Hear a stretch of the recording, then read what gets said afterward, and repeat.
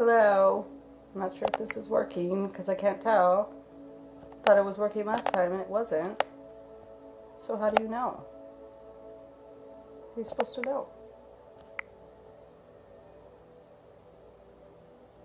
Oh, it says you're live. We're building an audience for you. So that means we're live now. Okay. Hello. This live video is about phantom pregnancy awareness and phantom pregnancy symptom awareness.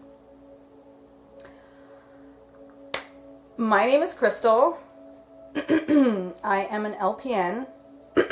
Sorry. I am an LPN, a wife, and a full-time stay-at-home mom of 2 boys.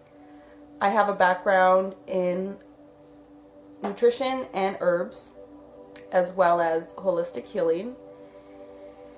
And I experienced a phantom pregnancy. I experienced pseudocyesis in January of 2016, so last year. I began having very, very strong pregnancy symptoms. Like really strong. Like every single day, and they progressed and I got more. And at this time I was 6 months postpartum from our second son. So I was still breastfeeding. My hormones were going crazy. So, you know, I thought, well, maybe I could be pregnant because who knows? I mean, you never know, right? So I still hadn't had my first postpartum period yet, so I was, you know, I wasn't having any kind of menstrual bleeding at all, not even spotting. But these pregnancy symptoms were so strong, and they, like I said, I started getting more of them, and even when I wasn't thinking about it, I still felt this way. So, that began in January of 2016. By March of 2016, after what I thought was plenty of research, because I had, you know, pretty much this became my life, trying to figure out what my symptoms meant, trying to figure out why I was experiencing these symptoms, because not all they were adverse symptoms. They were painful symptoms. They were symptoms that I felt that I shouldn't have to live with, and that nobody should have to live with. So I wanted to figure out why I was experiencing these symptoms and why they kept pointing me to pregnancy. And so in March of 2016, after pretty close to 2 months of extensive research, I had fully decided, 100%, that I was experiencing a cryptic pregnancy. And after talking with some of the cryptic pregnancy support moderators, I had more than a handful of women who I had talked to personally that validated my claims and thinking that I was pregnant. They supported me. They told me they believed me. They told me that their symptoms were exactly like my symptoms, and my symptoms were exactly like their symptoms, and they believed that they were in fact pregnant 100%, just like me. And I was convinced at this time that I was experiencing this very rare pregnancy. This pregnancy that even me as a medical professional was unaware of. A pregnancy that maybe even doctors didn't want people to know about. So I began documenting my experience. So I started a YouTube channel. It was very, very hard for me to get the guts to decide to do this. When I first started this YouTube channel, I started it under an alias. I used the alias of Molly Prince. because I was scared I was going to get backlash. I was scared I was going to be judged and talked about and made fun of, because I was testing negative in both blood and urine, but I was 100% convinced that I was in fact pregnant. So I started this YouTube channel, started making videos. One of my videos, one of my videos does feature a very, very, very round pregnancy belly. What looks like a pregnancy belly. It was hard. It felt exactly like my previous pregnancies, except I couldn't feel the top of my fundus. The top of my fundus part right here wasn't hard the way it was in my 2 previous pregnancies. And that's the only thing that I was like, this isn't exactly the way I remember it in my previous pregnancies. And seeing that I was only 6 months postpartum, it was pretty fresh in my mind what a pregnancy belly felt like, what a pregnancy belly behaved like, you know, when it pops out. Anyways, so after I decided I was in fact experiencing this very rare, unknown disease to the medical profession called cryptic pregnancy, which confuses me now because cryptic pregnancy is a real thing, but an extended gestational cryptic pregnancy is not. A pregnancy can only last the longest 12 months. Anything other than that is a delusion or a fantasy. But I had convinced myself as a medical professional that maybe something like this was possible. I had not done any of the actual research into the validity of these claims, as far as I didn't research HCG, I didn't research placenta, how a baby grows, I didn't research like intrauterine growth restriction, I didn't research fetal growth restriction, I didn't research any of the real things that I should have been researching to know for sure whether or not I was experiencing this. I just accepted that these women were experiencing or had some of the same exact stories as me, and none of the other diseases that I went over or read about, none of them explained my symptoms the way cryptic pregnancy did. Cryptic pregnancy explained every single one of my symptoms perfectly. So to me, a cryptic pregnancy was the only diagnosis, because it was the only thing that explained every single symptom. And so I had decided. Now, I spent all of April of 2016 convinced that I was in fact experiencing a cryptic pregnancy, and I lived all of May of 2016 convinced that I was in fact experiencing a cryptic pregnancy. Now, at the end of May, I had an ultrasound. So, in the middle of May, I made my doctor's appointment. I went into the doctor's,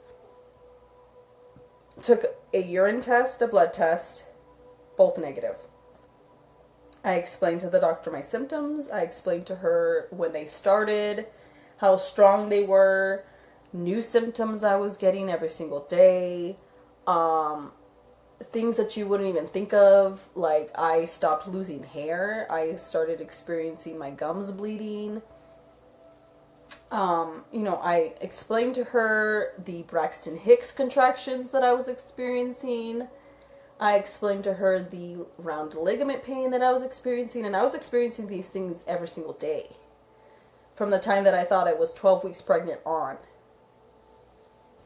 So when I went into my doctor's appointment, I thought I was around 4.5 months pregnant. When she did the physical exam on me, I could tell that she couldn't feel a uterus. But I figured, well, maybe I'm just, you know, a lot earlier than I thought I was. Maybe I'm not, you know, 4.5 months pregnant. Maybe I'm more like 2 months pregnant. Or maybe the baby really is growing that much slower. I still Like I said, I didn't do the research into how a baby can grow slower or how HCG affects the baby's growth. I just accepted that that's the reason why. I didn't go into the details of verifying this very, very tall claim that a cryptic pregnancy is an extended gestational cryptic pregnancy is possible because the embryo doesn't have the amount of HCG it needs, or the mom has a hormone imbalance, so it's not getting the nutrients it needs, or whatever. I didn't do the actual research into that. So, at my appointment, after I explained to her all of my symptoms, and she knows that I'm a nurse, so we were talking on a professional level.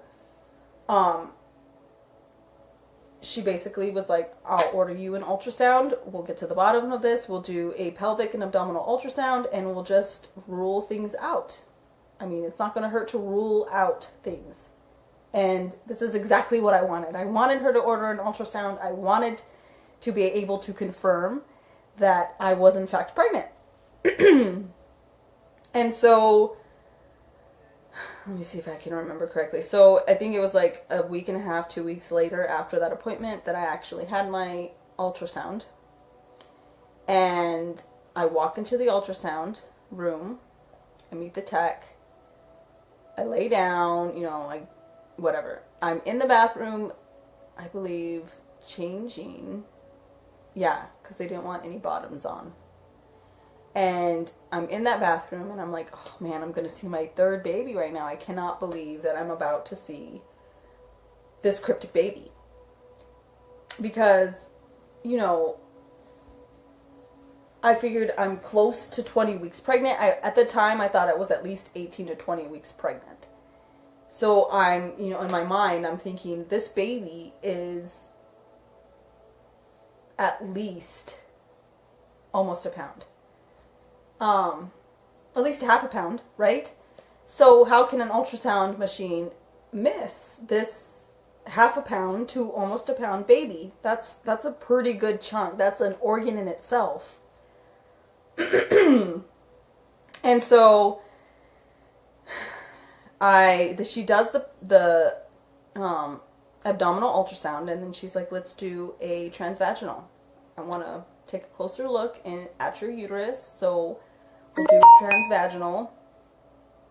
So she does that, and I'm looking at the screen and I see nothing. I just see uterus and empty space, and I'm looking for a head or arms or anything that I can recognize that's a possible baby, and I see absolutely nothing besides some blurry images of organs and who knows, because I don't know what you're looking at when you're looking at the cross sections of an actual ultrasound. It can be very difficult to know what organ you're looking at based upon what section of the body they were viewing. So basically it was just a big guess. I didn't see a sac, I didn't see an umbilical cord, I didn't see a placenta, I didn't see any kind of anything that would have hinted to the fact that I was in fact pregnant. Now the tech was like, okay, we're done. You'll go over your results with your doctor. Make sure you call her to set up an appointment for that. And, have a great day, blah, blah, blah. I walk out of that office like, what? I have to make an appointment. I have to wait to talk to my doctor about the results. And, I knew that was a part of protocol. That's not something that's not normal. You have an ultrasound and you go over the results later on. But in the state that I was in complete shock. My uterus was empty. There was nothing in there. There was no baby. I was 100, 200, 1,000% sure that I was going to see a baby on that screen, and I didn't see anything. And so my shock turned into anger and embarrassment and shame and confusion, and misunderstanding. I thought that this doctor and the doctor and the sonographer were somehow purposely overlooking my baby. Now, I think about this now and it's completely ludicrous, but I got back into my car after I walked out of that hospital, out of that ultrasound room. I called my husband and I said, I'm not pregnant. There was no baby on this ultrasound. I'm not pregnant. I cannot believe this is happening. I cannot believe that I've made up this entire pregnancy for 5 months. 5 consecutive months. This pregnancy took over my entire life. It's all I thought about. I could not believe that I was actually pregnant and couldn't prove it. And I didn't want to be pregnant. And that's what confused me the most, is that these feelings of pregnancy did not come from wanting a pregnancy. They came from fear of pregnancy. I had a son that infant son. He was only 6, 7, 8 months. I had a 2-year-old and a 6-month-old. I had plenty to do. So this didn't come from me wanting a baby. This came from my fear of being pregnant. The fear of being pregnant and not being able to prove it. The fear that this was possibly happening to me, that I was experiencing an extended gestational cryptic pregnancy that was going to last 2 to 5 years. And so I tell my husband, and I'm like, I can't go home. I can't go home. I get off the phone with him. I'm like, I can't go home. I can't go home. I can't wait to talk to my doctor. So I went to her clinic. And I go into her office and I tell her nurses, I'm not leaving this office until I talk to her. I'm not. I'll sit here all day. And my sons were at home with my husband, so I had to have answers. Today is the day I'm getting answers, and I'm getting answers no matter what. I'm not waiting. So they were like, okay. They put me into a room immediately, and she came back within like 5 minutes because they saw how they could see that I was in a panic mode. I was in panic. I couldn't help it. I thought that I was pregnant and I wasn't. I realized that I was making this whole thing up, and that I didn't even want a pregnancy, but how could I make it up? What? So I talked to my doctor and I said, I specifically asked her if she made sure she looked for a baby, if she told the sonographer to look for a baby specifically, and she said that she did. She said that she did 3 times. She had to reaffirm and reassure me 3 times, 3 separate times. That's how many times it took for me to accept what she was saying to me.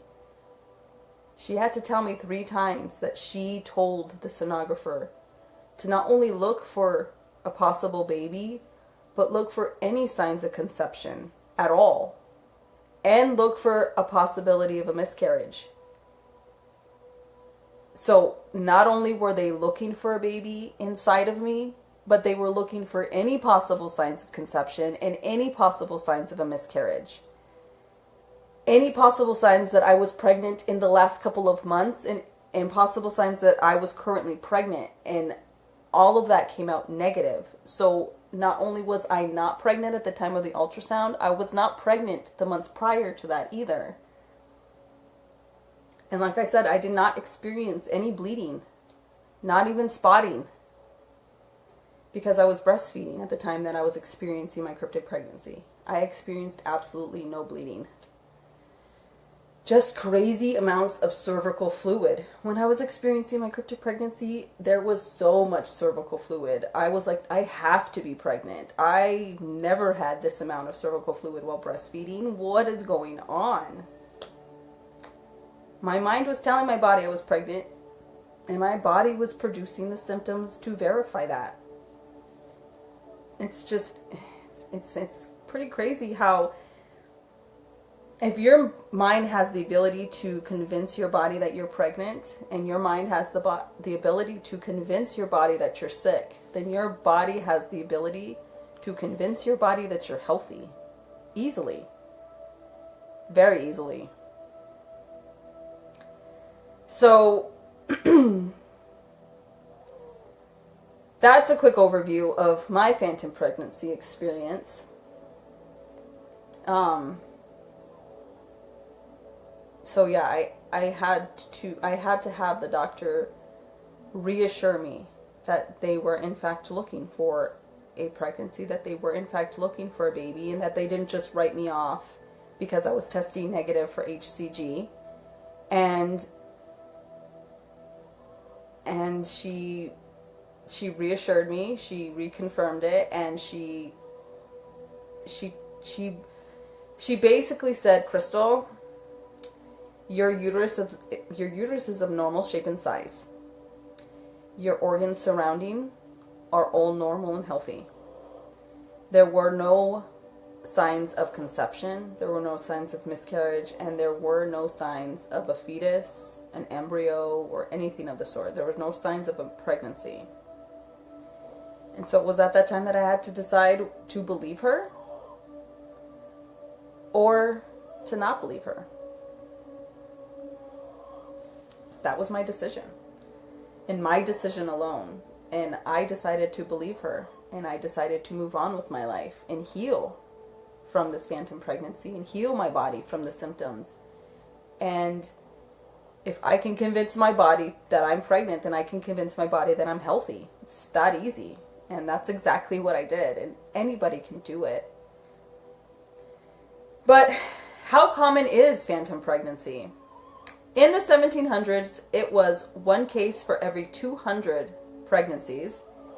In the 1940s, the rate was about 1 case for every 250 pregnancies. So it went down a little bit, but it was still the same from the 1700s to the 1940s. Like, it was, in the 1700s, it was 1 case to every 200, and in the 1940s, it was 1 case in every 250. They say that the incidence of pseudocyesis has gone down in the past few decades. This is what they say. It says approximately 1 to 6 cases for every 22,000 live births in the United States. I don't think that's actually true. Because you take one look at any tried to conceive forum, chat room, article, blog, anywhere, any woman who has ever tried to conceive at one point in time has convinced herself she was pregnant when she wasn't pregnant. Every single woman. Every single woman. And even when you're not trying to conceive, you still can convince yourself, even for a few minutes, an hour, a few hours, a day, a few days, a week, a few weeks, a month, a few months. Every woman has done it. Every woman has thought, oh, could I be pregnant? Oh gosh, what if I am? I think I am. However long that lasts for you, it doesn't matter. You experienced that feeling for that time. And that, I feel, is a form of pseudocyesis, a form of phantom pregnancy, the delusion of pregnancy. Some doctors suggest that the decline is linked to a reduced societal expectation to have babies, which I think that in today's society, women are still expected just the same to have babies. And 2/3 of women experiencing false pregnancy are married, and 1/3 have been pregnant at least once before. So it can happen to any woman. A false pregnancy, phantom pregnancy, pseudocyesis can happen to anybody. And it has happened to so many women. They just don't call it phantom pregnancy. They don't call it phantom pregnancy symptoms. They don't call it false pregnancy symptoms. They just say, oh, I thought I was pregnant when I wasn't. Oh, it was just PMS symptoms. They just write off their phantom pregnancy symptoms to PMS, when they actually had thoughts of pregnancy that coincided with PMS symptoms or with symptoms that they manifested themselves. So, I want to talk about a book that I recently found within the last couple of days, and I cannot believe that I haven't come across this book in my research. it kind of dumbfounds me that I haven't come across this book, because it relates specifically to cryptic pregnancy. And so, like seriously, like yesterday I found this book. I was Googling, I don't even remember what I was Googling, but I found this book, and it is by Marta Nader. Let me put that here, oops, I'm going to put it in the comments for you guys, so you know her. So you know what I'm saying, because it sounds weird what I'm saying. Marta Nader. So, this is what the book looks like. So if you want to look it up on Amazon, you have a reference of what the picture front cover looks like, so you know that you're clicking on the correct book. Sorry. It's called Cryptic Minds, and the description of this book is: interesting topics. When our minds locks, and shuts reality out, it becomes known as that of a cryptic mind. This book deals with real-life issues happening in the present times. A real look into the mind world of cryptic pregnancies, which came about and appeared only after the television series or episodes of I Didn't Know I Was Pregnant. Read about its true facts and issues in the current times. A real eye-opener in understanding how a cryptic mind develops and forms, how to cope with minds that have become cryptic by its denial of reality. So this book seems very interesting, and I myself am contemplating buying it and reading it, because I think it'll be very beneficial to my research. It says, my take on this book is it covers in depth how extremely a person can detach from reality, because they either fear the truth or they feel threatened by the truth. So it's important to have a breakdown of what you think is happening to you in order to accept a new reality. And I briefly covered my breakdown earlier. My breakdown was, for me, it was undeniable evidence and lack thereof evidence of an actual physical baby that led me to my personal breakdown. For me, it was quick, but it was still very real and very emotional. I briefly covered it earlier when I told you that I went to my doctor and I made her meet with me that same day of the ultrasound, and I basically asked her straight up if she did her job correctly, if she asked the sonographer to look for a baby specifically. And this was part of my breakdown. This was part of my process. I wouldn't have been able to accept my negative ultrasound if I had not specifically asked my doctor straight up, did you do your job correctly? Because if you didn't, we have some major issues here, and I will not hesitate to take legal action. And she knows that, because she knows I'm a nurse, and we both knew exactly what was happening. She was a very compassionate about it. She was very compassionate about the news that she was releasing to me. And she was very real about it and honest about it, and straight up said, like I said, 3 separate times, that she verified that she did her job correctly, and that she specifically asked the sonographer to look for any signs of conception. And that my uterus was of normal shape and size, and that if I was anywhere near as far as long as I thought I was, that my uterus would be enlarged, and that it was not upon physical examination.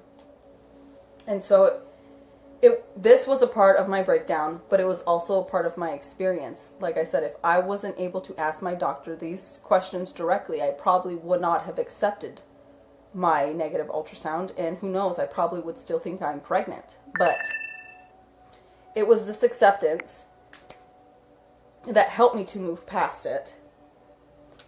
And my phone is about to die. So some people become much more integrated after such a breakdown and can become more in touch with their previously repressed feelings, making them more likely to begin dealing with these repressed feelings and emotions. And that's exactly what I had to do. I had to deal with the repressed feelings. I had to deal with feelings that I had ignored and come face to face with them and be real with myself and allow myself to accept these things and to be emotional. But it wasn't until I sought out the truth via the medical community, because that's the only way you're going to get an ultrasound. And it wasn't until I decided that the medical community is not out to get anybody. And they may not be perfect, and they do make mistakes, but they're not doing it purposely. So I had to...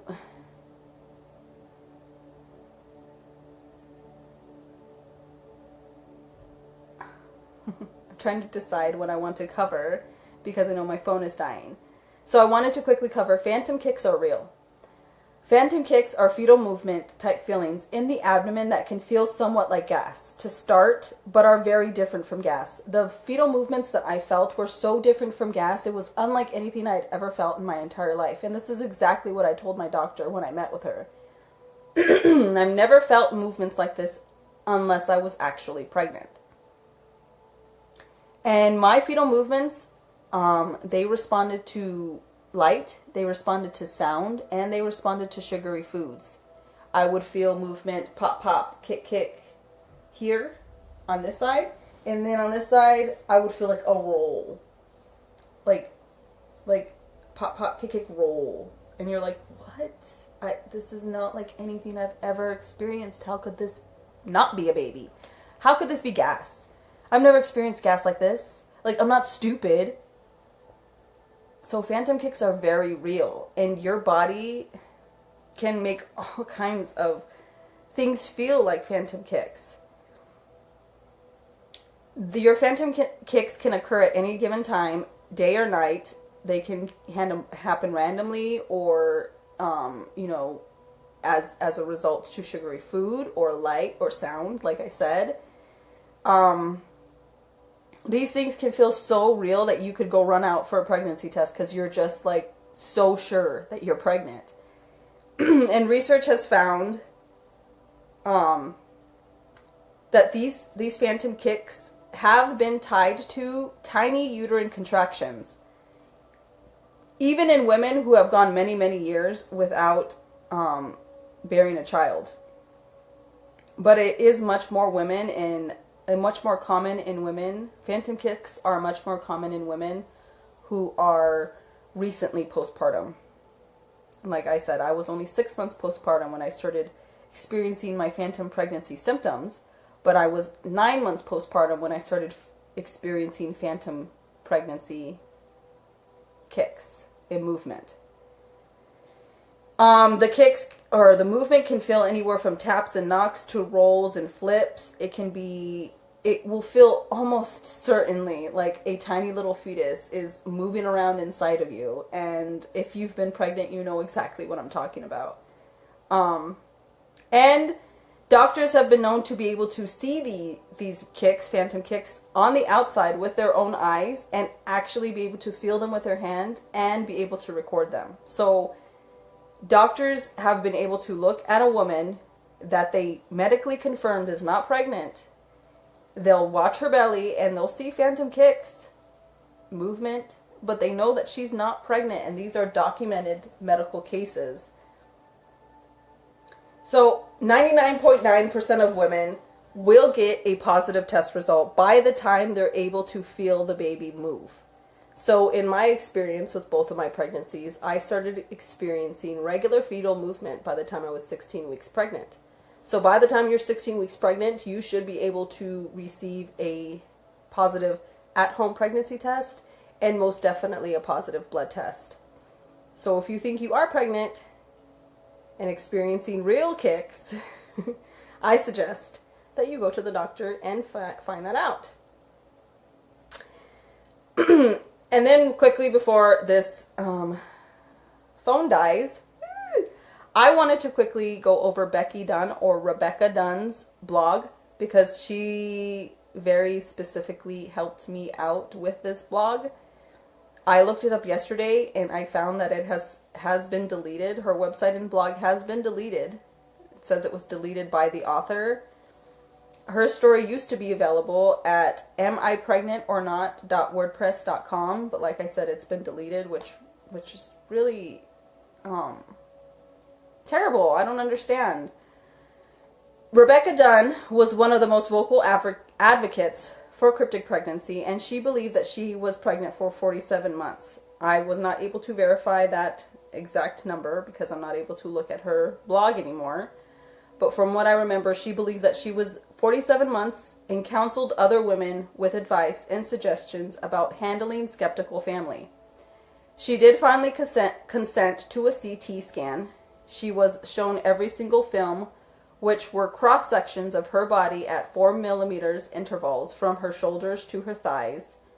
Once she saw the CT and that there was no baby, she finally realized that she was in fact experiencing pseudocyesis and accepted that she was not pregnant. She updated her blog with the CT result images and began her journey to healing. And I saw these images because I read her blog from the beginning to the end at the time that I thought I was experiencing my cryptic pregnancy. Sometime during this healing, she must have decided to remove her very informative blog and point of reference for many women. I am not sure why she decided to delete the story, as it helped me personally, as probably many others, to pull out of my delusion and cryptic mind. So it was reading her blog during what I thought was my cryptic pregnancy that actually pushed me to make my doctor's appointment, and it pushed me to make the ultrasound appointment, because without her very informative blog, her first couple of blog posts when she thought she was experiencing her cryptic pregnancy sounded almost exactly like me and the women in the cryptic pregnancy community verbatim. Her symptoms, the way she felt, the way she questioned herself, you felt like you were reading your own journal. And then at the end of the blog, I think it was almost like 2 years later, is when she found out after the CT scan that she was not pregnant, and she posted the images of the CT scan onto the blog, and you can see that there was no baby in her. And so I'm just wondering why she decided to delete that. It was so informative. It helped me to really push for answers. I figured if Rebecca Dunn can push for answers, so can I. I can go to the doctor. I can ask questions. She was so smart, and she thought that she was pregnant, and she was wrong, and she admitted it, and she went on with her life and healed. And so I just don't understand why she decided to delete it. So if anybody here knows Rebecca Dunn, or if Rebecca Dunn is watching this, please consider reposting that information, reposting those blogs. If you still have them, it really, really helped me, and I know it would help other women. So if anybody knows Rebecca, or if you're watching, think about it. Thank you guys so much for watching this live video and supporting the interesting topic of phantom pregnancy. Feel free to share this video with your friends, and if you have any questions, please leave them in the comments. Share them with your friends. Please share this with your friends. Phantom pregnancy and phantom pregnancy symptoms are a very, very common occurrence among women, and we should not judge each other for thinking that we were pregnant at some point in time and we're wrong. We shouldn't judge each other for that, and we shouldn't shame each other for that, because experiencing a phantom pregnancy or phantom pregnancy symptoms or a false pregnancy or pseudocyesis or whatever you want to call it, it's not shameful and it's not embarrassing. So let's encourage each other, learn from one another, and support each other. Stay blessed, friends. Be well. Bye.